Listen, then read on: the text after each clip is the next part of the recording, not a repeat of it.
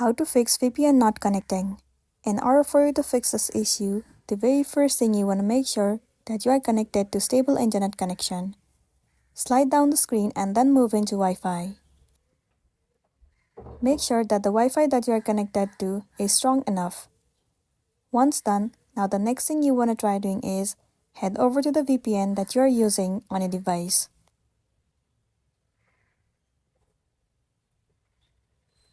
Once you're in this page, try connecting to different server.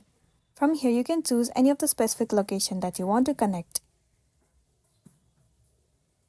Once you have been connected, it might fix the issue that you have been facing. If not, try restarting your device. Tap and hold the assistive touch and then click on restart. Most of the time, restarting the device has also fixed the issue. Once the device has been restarted, the next thing you can try doing is uninstall the application. Simply uninstall the VPN that you have been using and then reinstall it. Once done, you will be good to go. So that's a wrap for this video. If this video helped you out, give it a like and check out our next tutorial. Thank you.